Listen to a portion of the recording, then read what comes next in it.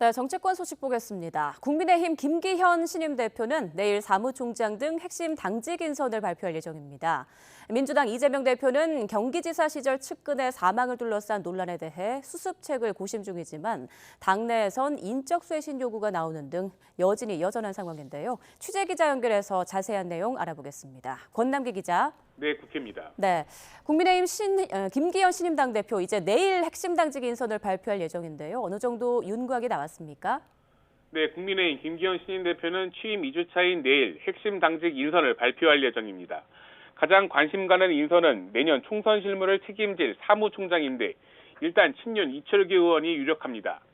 또 사무총장을 보좌하며 당의 전략과 조직을 관리하는 전략기획부총장과 조직부총장에도 친윤 박성민, 배현진 의원의 이름이 거론됩니다.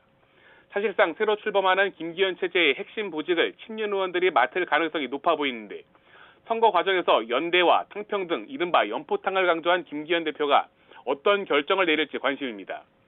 일각에선 지명직 최고위원 등엔 비교적 친윤 세체가 옅은 의원들이 중용될 수 있다는 전망도 나오는데요. 이런 가운데 김 대표와 새 지도부는 내일 용산 대통령실에서 윤석열 대통령과 만찬 회동을 할 예정입니다.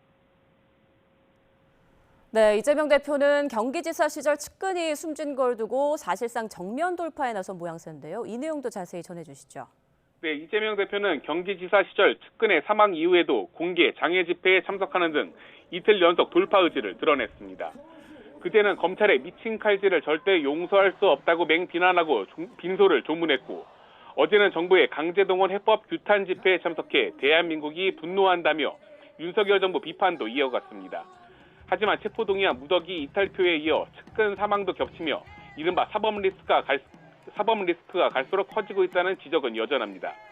어제 윤영찬 의원에 이어 오늘은 김혜영 전 의원이 SNS에서 한 사람의 생명이 전 지구보다 무겁다는 말을 인용하며 이 대표가 대표라는 사실이 부끄럽고 참담하다, 방탄을 멈춰야 한다고 비판했습니다.